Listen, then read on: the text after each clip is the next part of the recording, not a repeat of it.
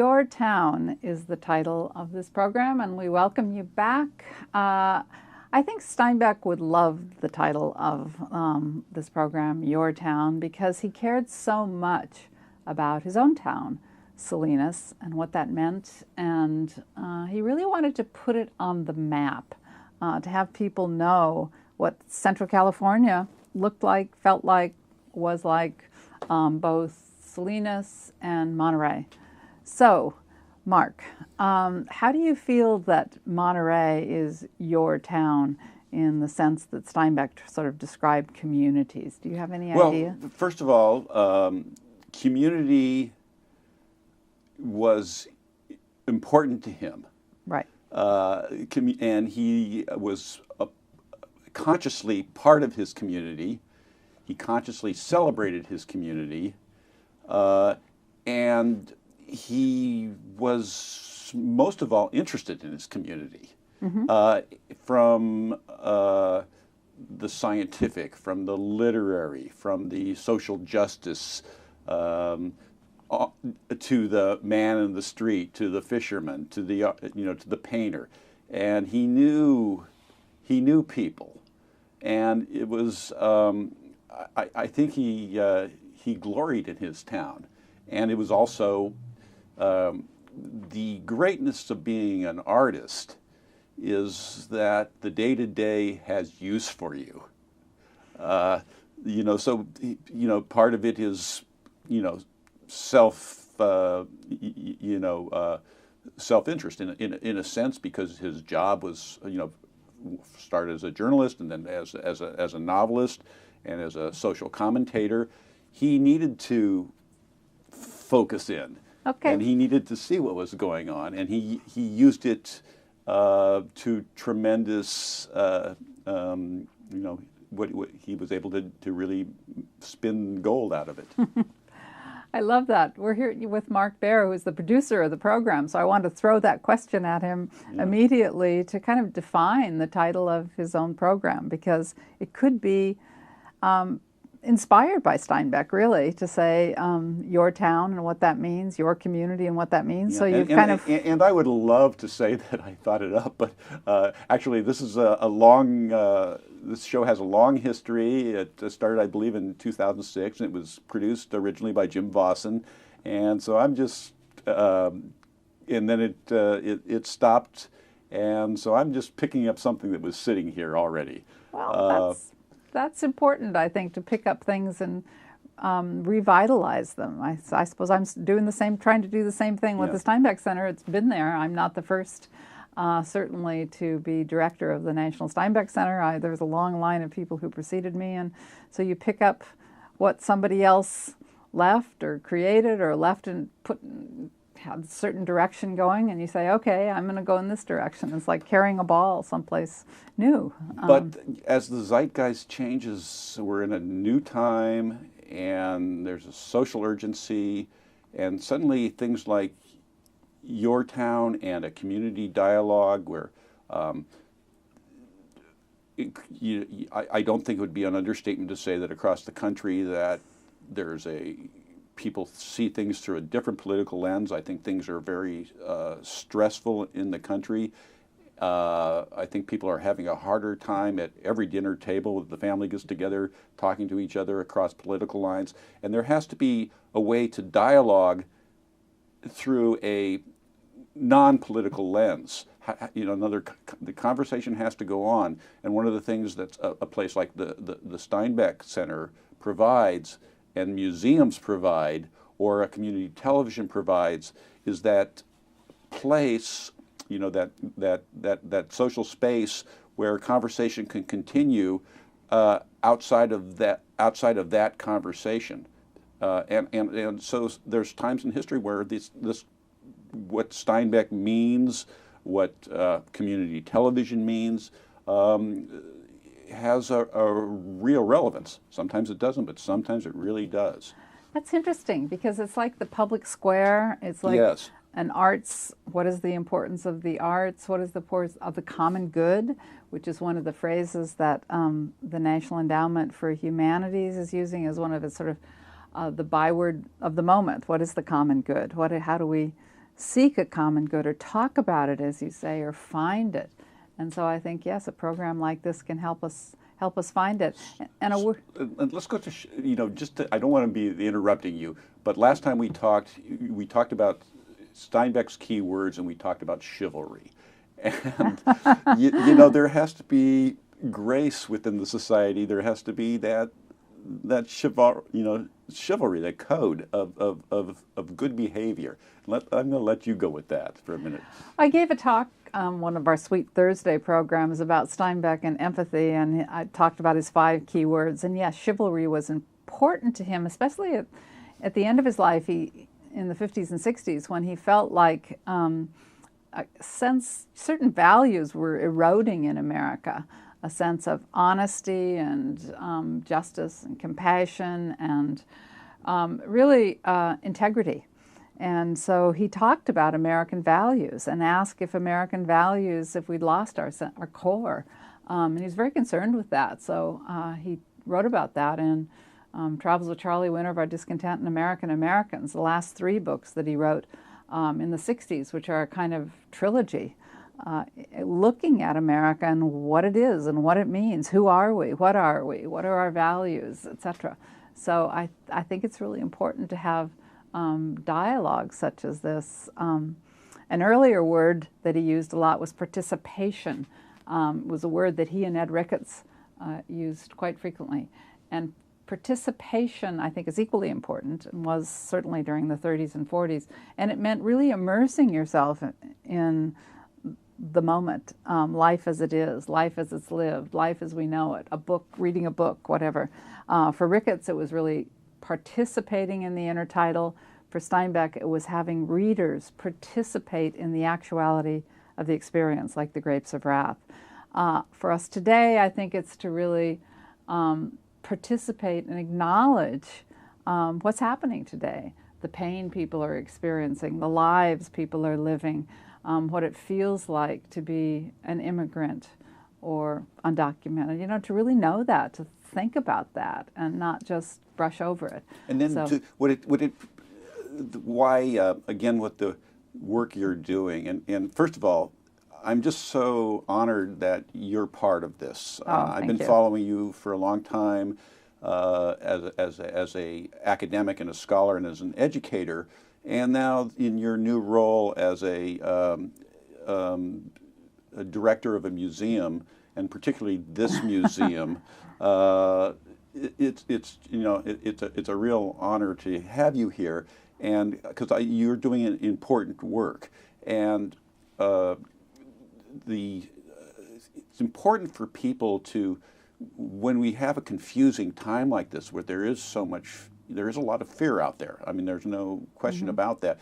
And you need to be able to look at a historic past to see your time clearly. It's so confusing to see your time in some perspective. And you see that there are historic times that rhyme, and you see what happened, and you see the conflicts, and you can understand your situation by understanding what has happened in other times.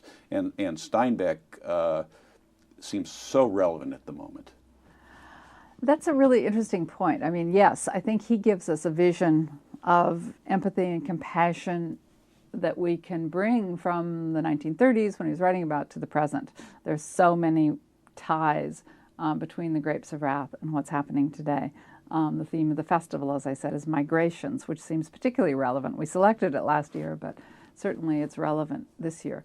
So yes, his books are relevant, but it was interesting, at one point he counseled young writers and said, if the present is confusing, what better time to write about it? So, you write about a period of confusion. You don't avoid it and say, wow, we don't really know what's happening. Let's not even say anything. Let's wait till issues are clearer. But to immerse yourself in it and jump in is something he did when he was writing The Grapes of Wrath. And I think it's a kind of model for writers, for commentators, for artists to say, okay, we're just going to jump into the present and try to work with what we have. Well, you've always been a proponent, as am I, that history is living. History is not the past. History is the past, present, and future. Yes. And you've I know your role at the Steinbeck is to make it relevant, make it now, make it, history is important, history is interesting, it helps inform, but it's a river, and it's happening at this moment. And I see how your programming is working there, and you're really of the instant. Well, I believe that if we don't ask ourselves tough questions about why something is important or relevant, then we, risk being irrelevant. So, for instance, why should somebody in 5th grade care about the Steinbeck Center? That's an important question. We have our Steinbeck Young Authors program, which brings 5th, 6th, 7th graders to the National Steinbeck Center for a day of writing. We have 2 days of writing this year, and then for an award ceremony. And when I initially took over this role, I thought, oh, this is a lot of work. It's matching each student with a coach from the community. We publish the book of essays, and we have to do it. The turnaround is a month, so it's a lot of anxiety and pressure. But yet, I was astounded at how important it is to the community and to those students who read a book, who come to the center and see a live horse, see what horse care is all about, who relate the red pony to their own lives, what happens when you lose a pet, a friend, a human, what does loss feel like, who write about that, and then who, if they can express their ideas clearly, are acknowledged, and then their parents come to an award ceremony where there's the Dean of Education at CSUMB has given just a fantastic talk last year and again this year. So I think that sense that writing has this, sort of engages you and you're immersed in the experience, they come out of it, I think, with a real appreciation of the arts.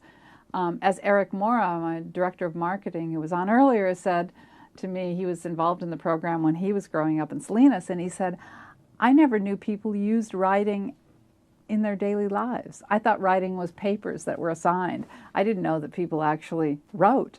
And so that was a revelation to him. So Yeah. I don't know, programs like that really make writing relevant. And this is why it's important. This is why school is not just a classroom, but it's beyond the classroom. The other really thing that, again, that I think is so pertinent to this moment, and I love the idea of both Steinbeck's relationship to Ed Ricketts and to Doc Ricketts, who are 2 different things. One is a character and one is a man.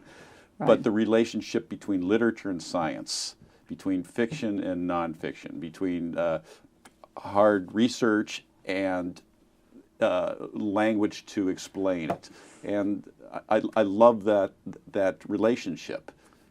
Well, that's, one of the people sometimes ask me, do you get tired of Steinbeck? You've been doing this for 30 years. And I never do, because always there's a new angle. There's a new aspect of Steinbeck that I find there's always a intriguing. relevant angle. Yeah, That's for exactly. the moment. And so now I'm doing a lot with literature and science. I'm married to a scientist. He and I do a National Endowment for the Humanities Institute that tries to bridge humanities and the sciences in the Institute. We were just up in Port Townsend, where the Western Flyer is now, engaged in a sort of symposium about that very idea. How can we make the scientific curriculum really relevant to a humanities curriculum as well? So in the future, I'll bring on my husband on the show and talk about that intersection between science and the humanities, which is, again, very important, particularly to this town, with the history of fishing and with the Marine Protection Act and the aquarium, etc. But also to, Salinas. What is the environment? How are environments important in any community? How do they shape who and what we are? Have environmental awareness of our place in a larger ecosystem was very important to both Steinbeck and Ricketts, and part of what it means to have our town be celebrated. So with our town, or your town, not to be confused with Thornton Wilder here, but your town, both Ed Ricketts and John Steinbeck, they're looming spirits here. Yes. And they're spirits that we want looming here. Mm-hmm. And it's kind of our duty to to make sure that those spirits are here and what those spirits meant, and because it will serve our communities well to keep them here. Again, yeah, and we mentioned relevance, and Yes. I said the fifth grader walking along the street in Yes. Salinas. Well, that same fifth grader or tourist walking along Cannery Row, why does that history matter? Why does John Steinbeck matter in the history of Monterey and Carmel, and Pacific Grove? Why does Ed Ricketts matter to the history of the aquarium? So I think you have to make that real. You have to make their ideas and thoughts recorded best maybe in Sea of Cortez, that conversation that they engaged in. Why is that conversation so important to our own understanding of who we are and the environment, and et cetera? So yeah, I think it's incredibly important to appreciate their visions and who they are and what they represented. So so that's and again, one of the to make this show really work. So I'm looking now at people in the audience. I'd like you to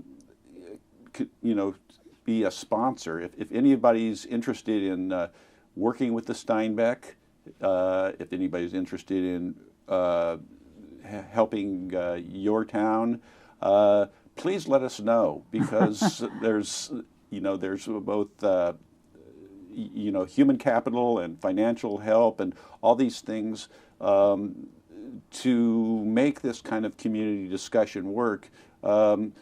Get involved. I like the participation. Get involved, participate. Yes, that's very important. These are interesting times. Yes, very interesting and challenging times. Yes. Thank you, Mark. Thank you for being on the show that you produce. Yeah, well, and thank you for being here, and thank you all for watching.